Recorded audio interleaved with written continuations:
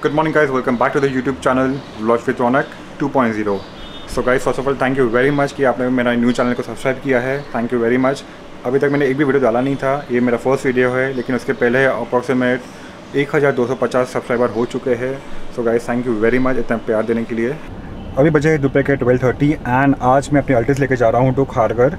लेकिन उसके पहले मुझे थोड़ा सा काम है कार में. एक तो ये जो स्टीयरिंग कवर है आप देख सकते हो, यहाँ से वो थोड़ा कट हो चुका है, तो एक मुझे ये चेंज करवाना है एंड कार को वॉशिंग करवानी है अंदर बाहर से, बिकॉज स्कूबी के बाल बहुत ज़्यादा आ चुके हैं गाड़ी के अंदर. तो गैस पहले मैं जा रहा हूँ बैंक में इसलिए जा रहा हूँ क्योंकि मेरी जो इनोवा है जो लोन पे चल रही है उसका EMI मैं भर नहीं पा रहा हूँ. लास्ट आई गेस 4 से 5 EMI हो चुका है जो बाउंस हो चुका है.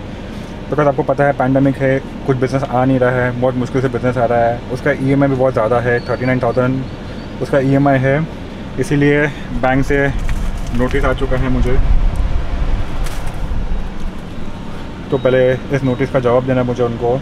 जवाब मतलब सिर्फ जाके बात करनी है मुझे उनसे एंड उसके बाद देखते हैं वो लोग क्या ऑप्शन दे रहे हैं मुझे कि फिर से लोन मॉनिटर हो सकता है नहीं हो सकता है वगैरह वगैरह. एंड उसके बाद हम जाएंगे गाड़ी का जो काम है छोटा मोटा अल्टिस का वो करा लेने के लिए. तो गैस पहुंच चुके हैं हम यहाँ पे टू चेंज दी गाड़ी का स्टीयरिंग कवर. तो गैस मेरे पास दो ऑप्शन है. एक तो ये है बेज कलर जो मेरे इसके साथ मैच हो सकता है स्टीयरिंग पे, ठीक है. तो ये पूरा ऐसे लगता है गाड़ी के ऊपर, मतलब स्टीयरिंग के ऊपर है हमको से. लेकिन एक दूसरा है ब्लैक.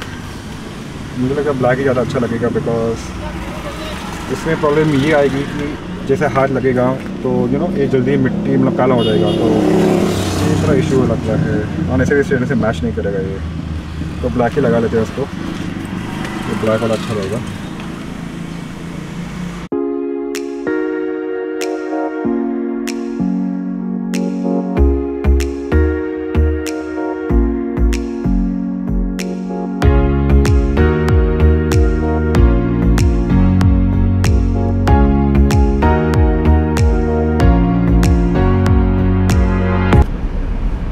ये हो चुका है फाइनली एंड अभी हम निकल गए हैं to go for the car washing part. Car washing अब दूर नहीं है, यहीं पे है राइट में. और ये गाड़ी बहुत ही बढ़िया धोते हैं ये लोग, तो मैं हमेशा यहीं पे आता हूँ. एंड इसका मैंने अप्रॉक्सीमेट पे किया है 750 rupees. That is with the stitching work and all.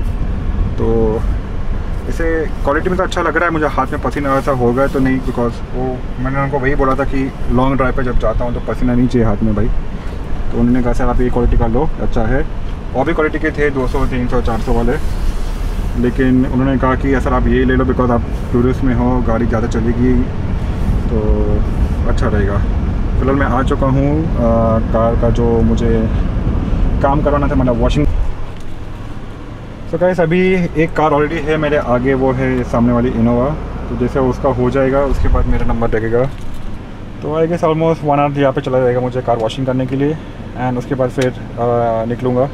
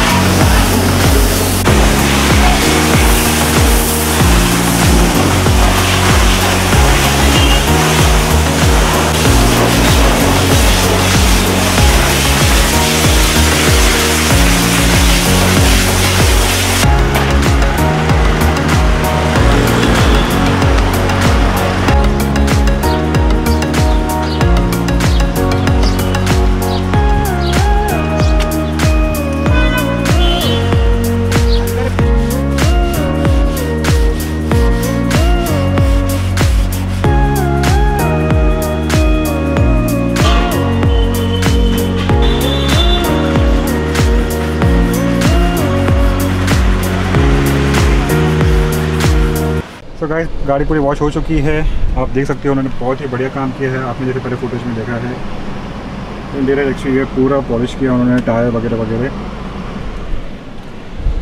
अभी मैं निकल रहा हूँ टू गो टू बांद्रा, वहाँ से अपने फ्रेंड को पिकअप करूँगा ऋषि को, एंड उसके बाद जाऊँगा डायरेक्टली टू खारगर। गाड़ी वॉशिंग करने के बाद इतना मक्खन जैसे चल रही है। अभी बजे है दोपहर के 3:30 एंड मौसम बहुत ही बढ़िया है। ऐसा लग ही नहीं रहा है कि दोपहर के 3:30 है, ऐसा लग रहा है कि शाम के 5:30-6 बज चुके हैं। ये जो बड़ा सा टावर दिख रहा है आपको, ये जो टावर है ये है ATC। ATC का मतलब है एयर ट्रैफिक कंट्रोलर, तो वहाँ से है, and that is the domestic airport Mumbai का। हल्की फुल्की बारिश शुरू हो चुकी है और बाइक साइड आप देख सकते हो ट्रैफिक, ये ट्रैफिक है तो गो टू बोरीवली। तो ये वेस्टर्न हाईवे पे बहुत कॉमन है और यहाँ से कम अगले 12-13 किलोमीटर ये ट्रैफिक ऐसे के वैसे मिलेगा आपको। अभी मैं पहुँच चुका हूँ बांद्रा, अभी हाईवे पे हूँ, खेरवाड़ी इस जगह का नाम है। एंड अभी मेरा फ्रेंड ऋषि आ रहा है मेरे साथ, तो अभी हम लोग जा रहे हैं यहाँ से खारगर डायरेक्टली। एंड खारगर पहुँचने में अप्रॉक्सीमेट 1 घंटा लगेगा।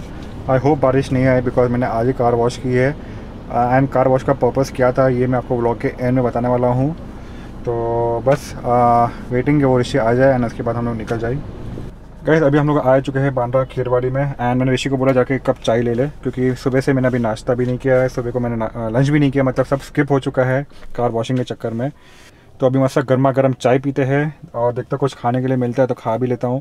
एंड इसके बाद मैंने रिक्वेस्ट करूँगा ऋषि को कि वो कार चलाई, बिकॉज आने के टाइम पे वापस जब मैं इसको ड्रॉप करूँगा बहुत ज़्यादा ट्रैफिक मिलेगा। तो अभी हम पहुँचे हैं BKC एंड अभी हम जा रहे हैं डायरेक्टली टू खारगर।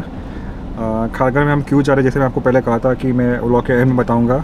एंड अभी ऋषि मेरा दोस्त he is driving the car Altis. अभी मैं आराम कर रहा हूँ थोड़ा, क्योंकि जब मैं वापस जाऊँगा यहाँ से सांता क्रूज से बोरीवली तो बहुत ट्रैफिक मिलने वाला है। एंड जिनको नहीं पता ऋषि कौन है तो मैंने एक व्लॉग में कहा था, व्लॉग का नाम है शायद एक ड्राइवर की ज़िंदगी पार्ट 2, कि मैंने जब मेरा बिज़नेस शुरू किया था इट वॉज बिकॉज ऑफ ऋषि। मतलब उस वक्त क्या हुआ था मेरे साथ कि मैंने एक बाइक ली थी पल्सर 220। जिस जगह पे मैं जॉब पे था वो जॉब भी मैंने लीव कर लिया था, मतलब एब्सकॉन्डिंग बोलते हैं हम जिसको।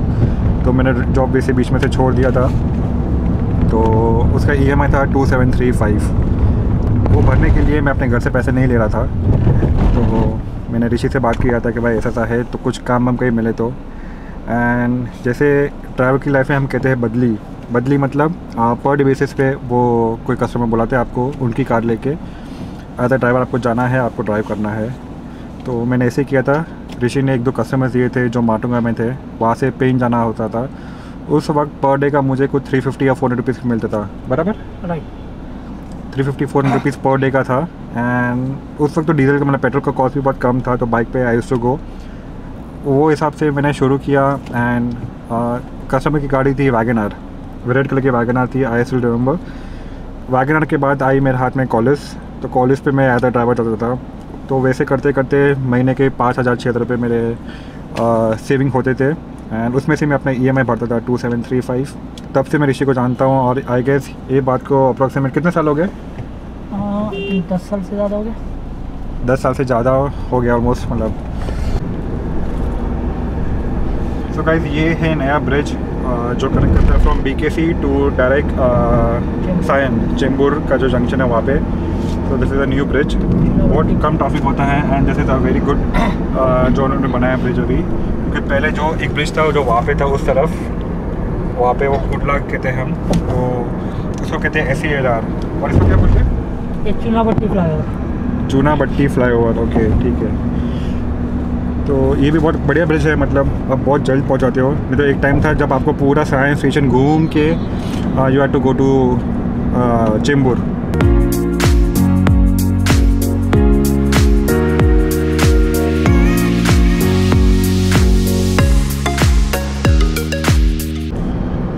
तो गाइस अभी हम हैं वाशी के ब्रिज के ऊपर एंड कुछ ज़्यादा ट्रैफिक है आज, पता नहीं क्यों।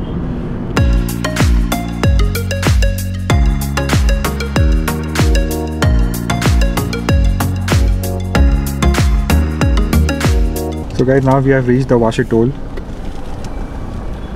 दिस इज़ द वाशी का टोल एंड यहाँ से अप्रॉक्सीमेट कुछ 8-10 किलोमीटर रहेगा खारगर।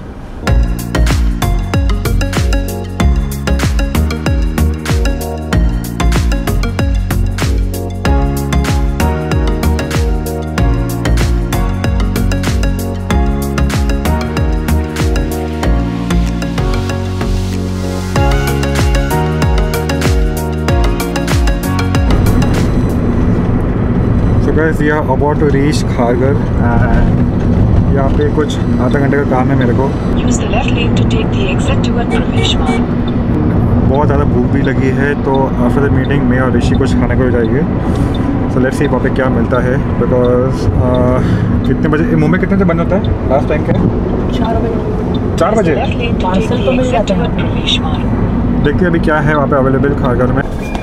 तो गाइस हमने जस्ट नाश्ता किया अभी, ये जो होटल है साई पूजा, वहाँ पे ऊपर जाके हमने नाश्ता किया एंड अभी हम निकल रहे हैं टू गो टू बोरीवली। तो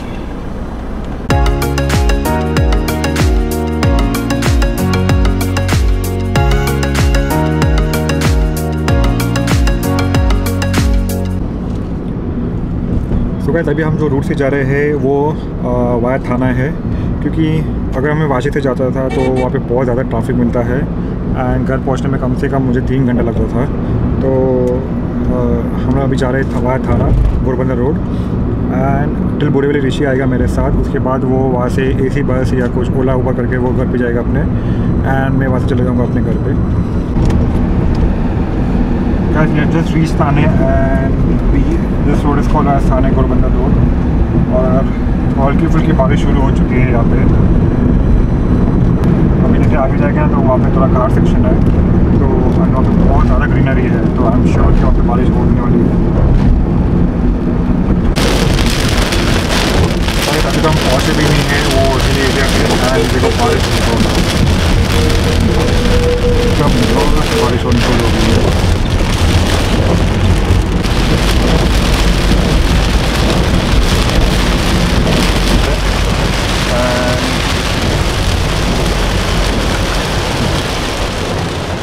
ऋषि भैया बहुत एक्सपर्ट ड्राइवर है, मेरे को भी शायद एक्सपर्ट ड्राइवर है।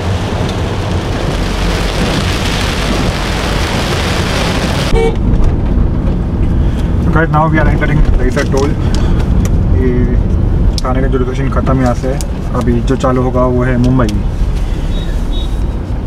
एमटी मुंबई। गाइस ये लेफ्ट साइड पे आप लोग देख रहे हो, ये कोविड जोन है, कोविड सेंटर है रईसर का।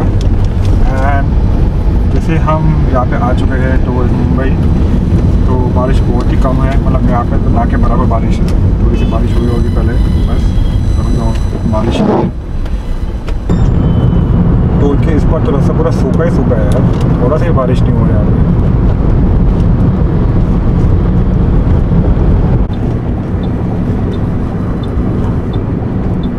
तो guys we have reach Borivali national park के आसपास पहुंच चुके हैं। बस यहाँ से ऋषि बस लेने वाला है एंड वो यहाँ से बस पकड़ के चला जाएगा बांद्रा एंड मैं राइट मार के निकल जाऊँगा अपने घर के लिए। बस मिलेगा तेरे को अभी? मिल जाएगा पक्का? बस क्या नहीं था, देख लेगा, ऑटो से भाग जाऊँगा। इतने दूर ऑटो में 200-250 रुपये होता है बिल, ज़्यादा नहीं होता है। शेयर ऑटो नहीं सिंगल? हाँ सिंगल बस तो मिलेगा ना तेरे को? बस मिल जाएगा, एसी बस मिल जाएगा, अभी आता है। अच्छा 71 वगैरह आता है ना, डायरेक्ट पहुँच जाएगा। चल ठीक है। चलो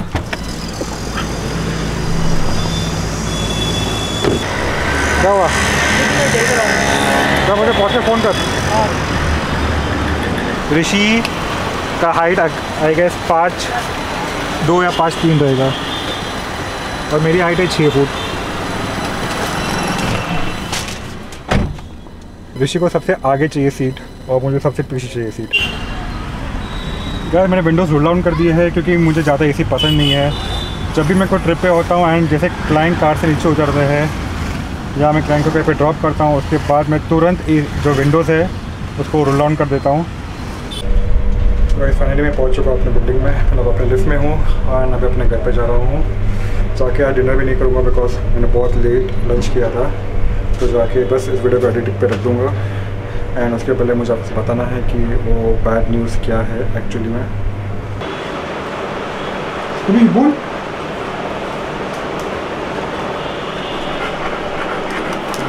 okay, where is it? Show me your bone.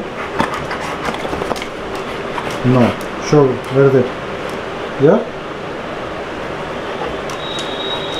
Open. Open this. Now open. Open. Where is it? Can you find it? Wait. Okay. Wait. Move.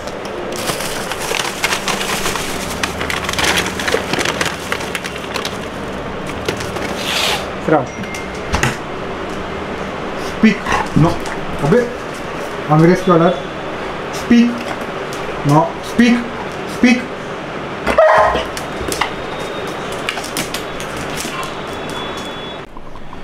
So guys मैं जस्ट फ्रेश हो चुका हूँ एंड अभी रात के बजे है 11.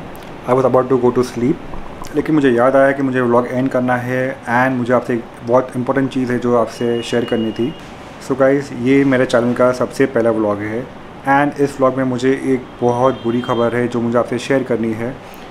एक्चुअली मेरा मन नहीं था कि मैं आपको ये व्लॉग में डिस्कस करूँ, बट आई थॉट कि नहीं, मैं आज आपको बता देता हूँ. सो गाइस दरअसल बात ये है कि आपको पता है कि आज सुबह को मुझे बैंक से नोटिस आया था एंड उसका रिप्लाई करने के लिए मैं बैंक में गया था. तो जब मैं मिला मैनेजर को तो उन्होंने कहा था कि सर आपका EMI बहुत पेंडिंग है, तो आपको वो EMI बहुत जल्द से जल्द भरना है और इस आपकी गाड़ी जो है वो बैंक सीज़ कर लेगी. बैंक मैनेजर बहुत ही अच्छे इंसान है, उनको मेरे घर की हालत सब पता है कि मेरे पापा के साथ क्या हो रहा है अभी फ़िलहाल. तो उन्होंने एक्चुअली मुझे बहुत पहले भी टाइम दे के रखा था. अगर आपको याद है तो 2020 में जब लॉकडाउन शुरू हुआ था, RBI ने कहा था कि अगर आप EMI नहीं भरोगे तो कोई बात नहीं है, आप मोरेटोरियम ले सकते हो. तो मैंने वो उस वक्त मोरेटोरियम लिया था. तो मेरा EMI का जो भी शेड्यूल था, लोन का जो टेनर था, वो एक्सटेंड हो चुका था. उसके बाद फिर से बीच में बिज़नेस बहुत डाउन था क्योंकि कुछ कंपनी चालू नहीं हुई थी. तो बैंक ने ऑप्शन दिया था कि आप लोन को रीस्ट्रक्चर कर सकते हो. रीस्ट्रक्चर का मतलब ये होता है कि आपका जो भी EMI अमाउंट है, बैंक अगले 6 महीने के लिए उसका आधा से भी कम EMI आपसे लेगी एंड जो बाकी का जो EMI अमाउंट है वो एंड ऑफ दी टेनर लेगी. मतलब अगर आपका EMI 40,000 है जिसके अंदर इंटरेस्ट है 18,000 या 20,000, तो बैंक पहले आपसे सिर्फ इंटरेस्ट अमाउंट ही लेगी. जो प्रिंसिपल अमाउंट है वो बैंक आपसे सबसे लास्ट में लेगी. सो गाइस एक्चुअली मैंने रीस्ट्रक्चर के लिए अप्लाई भी किया था एंड मैंने 6 महीने तक उनका प्रॉपर EMI टाइम पे भरा था. लेकिन फेब 2021 मतलब एक्चुअली दिसंबर 20 से लेके जब पापा को फर्स्ट पैरालिसिस का स्ट्रोक आया था, तो तब से लेके आई गेस अप्रॉक्सीमेट अप्रैल तक मैंने एकदम टाइम से EMI भरा था. उसके बाद आई कुड नॉट पे बिकॉज पापा का हेल्थ में बहुत इश्यूज थे. तो उनकी दवाई के लिए खर्चा, हॉस्पिटल में लेके जाना आना वगैरह वगैरह बहुत इश्यूज हो गए थे एंड बिज़नेस भी बहुत डाउन हो चुका था क्योंकि वापस लॉकडाउन लग गया था महाराष्ट्र में. बहुत सारी कंपनी जो है वो सिर्फ वर्क फ्रॉम होम कर रही है अभी भी, तो कहीं से भी ऐसा लग नहीं रहा है कि बिज़नेस हो सकता है. तो गाइस फिलहाल तो मेरा अकाउंट एलिजिबल नहीं है टू टेक अ रीस्ट्रक्चर. तो बैंक ने कहा था कि आप जल्द से जल्द EMI भर दो और इस बैंक आपका जो कार है वो सीज़ कर लेगा. तो मैंने उनसे रिक्वेस्ट किया है एंड टाइम मांगा है टिल मंथ एंड. तो मुझे अप्रॉक्सीमेट उनको 4 या 5 EMI पे करना है. एक EMI का अमाउंट है 38,000. I am very much sure कि मेरे से नहीं होने वाला है.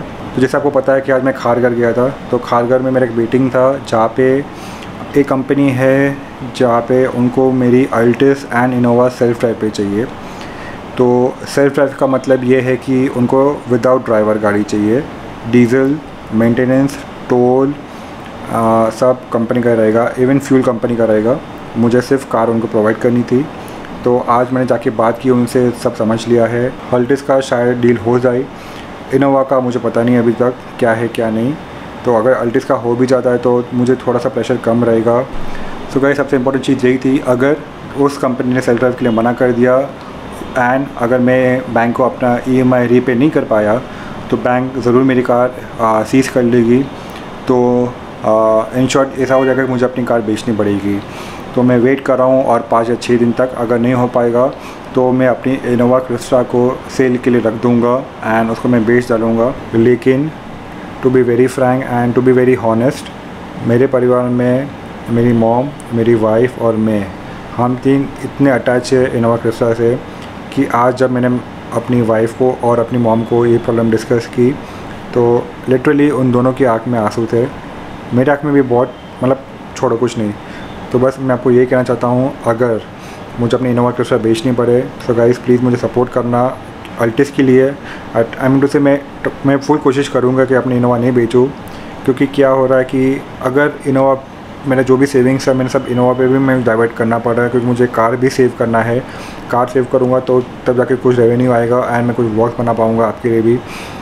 लेकिन साथ में द मोस्ट प्रायोरिटी जो मेरे लिए है वो है मेरे पापा। मेरे पापा ने फुल लाइफ हम सब के लिए बहुत कुछ किया है। अब जब हमारी बारी आती है तो I can not go back, मतलब मैं पीछे नहीं हट सकता हूँ। मुझे उनके लिए हमेशा खड़ा रहना ही है, इवन दो अगर उनको मेरी ज़रूरत नहीं है, मैं उनको अकेला नहीं छोड़ सकता हूँ। एंड गाड़ी क्या है, अगर आज है तो शायद कल नहीं हो सकती है, तो कल नहीं है तो परसों मैं वापस गाड़ी परचेज़ कर सकता हूँ। लेकिन अगर मेरे पापा को कुछ हो गया एंड मुझे ऐसा नहीं चाहिए कि लाइफ में मैं कभी रिग्रेट करूँ कि मैंने इनोवा रख के कुछ गलती कर दी और मैं अपने पापा के लिए मैं कुछ नहीं कर पाया। क्योंकि कहीं ना कहीं ऐसा हो रहा है कि मैं पापा को ज़्यादा टाइम नहीं दे पा रहा हूँ, मैं इनोवा को ज़्यादा टाइम दे रहा हूँ, क्योंकि मैं बुकिंग्स के लिए देख रहा हूँ कि कहीं से मुझे बुकिंग आ जाए तो मैं गाड़ी लेके चला जाऊँ काम पे। एंड इसके पीछे क्या हो रहा है, गाड़ी घर पे रहती है, कुछ काम आता है नहीं, and eventually end of the month मुझे ईएमआई भरना पड़ रहा है। तो मेरे सब पैसे वहाँ पे चले जा रहे हैं अभी जो मेरी सब सेविंग्स भी ख़त्म हो चुकी है। तो ये लास्ट मंथ है इनोवा के लिए, अगर हो पाया तो मैं पूरी कोशिश करूँगा सेव करने के लिए। ऑलवेज इस बार नहीं, लेकिन फिर कभी मौका मिलेगा तो मैं ज़रूर इनोवा वापस परचेज़ करूँगा। मैं जानता हूँ ये वीडियो देख के आप लोग कमेंट बॉक्स में बहुत कुछ लिखने वाले हैं कि गाड़ी मत बेचो, सब ठीक हो जाएगा, बुरा टाइम है, सब टल जाएगा। मैंने पहले भी ये डिसीजन लिया था एंड आप लोग ने बहुत कमेंट्स किया था इंस्टाग्राम पे भी। बहुत कोशिश की मैंने बहुत कोशिश की, मतलब अब मैं हार चुका हूँ, सच कहूँ तो नहीं हो रही, इतनी हिम्मत नहीं है मेरे अंदर कि मैं अपनी गाड़ी को बचा पाऊँ। कोशिश करूँगा, एंड तक कोशिश करूँगा। लेकिन प्लीज़ कोई भी कमेंट बॉक्स में ये मत लिखो कि आप अपनी गाड़ी मत बेचो, बहुत प्यार है, एक रिक्वेस्ट कर रहा हूँ, क्योंकि मैं वो सब कमेंट्स पढ़ के ना मैं और इमोशनल हो जाता हूँ। तो प्लीज़ अवॉइड करना ऐसे कमेंट्स को आज इस पर्टिकुलर इस व्लॉग के लिए। बाकी आपको जो लिखना है आप लिख सकते हो। सो गाइस आज के व्लॉग मैं यहीं पे एंड कर रहा हूँ। अगर आपको मेरा वीडियो पसंद आया हो तो प्लीज़ ज़रूर लाइक करना, क्योंकि आज मैंने कुछ नया ट्राई किया है। आज मैं अपने दोस्त के साथ कहीं बाहर गया हूँ, कुछ मीटिंग के लिए गया था, कुछ खाया पिया, हमने आपस में बात की। तो मैंने बहुत कोशिश की कि मैं एक अच्छा सा व्लॉग बनाऊँ आपके लिए नए चैनल पे इसी तरह के व्लॉग्स डालूँगा, क्योंकि टू बी वेरी हॉनेस्ट मुझे रेवेन्यू पे भी बहुत फोकस करना है। मैंने बहुत टाइम स्पेंड किया मेरे ओल्ड चैनल पे, जहाँ पे मुझे रेवेन्यू सिर्फ महीने के 2 से 3 हज़ार रुपये ही आ रहे थे। तो बहुत लोगों ने जो यूट्यूब के एक्सपर्ट्स है, जो बहुत सालों से कर रहे हैं यूट्यूब पे काम, एंड या को खुद व्लॉगर्स है, तो उसने कहा था कि भाई आप अलग चैनल बना लो तो ही आपको रेवेन्यू मिल सकता है। एंड ऐसा नहीं है कि रेवेन्यू मुझे $300, $400, $500 मिलेगा हर महीने। थोड़ा सा ग्रोथ होगा, $40 होगा, $50 होगा। एंड टाइम के साथ साथ जैसे सब्सक्राइबर बढ़ेंगे, जैसे आप लोग का प्यार बढ़ेगा एंड लोग मेरा कंटेंट देखेंगे, तब जाके मुझे इस पे कुछ रेवेन्यू मिलेगा। तो गाइस आज के व्लॉग में यहीं पे एंड कर रहा हूँ। See you in the next vlog, and in the meantime please अपना ख्याल रखना। पैंडेमिक ने बहुत लोगों की लाइफस्टाइल को ख़राब कर चुके हैं।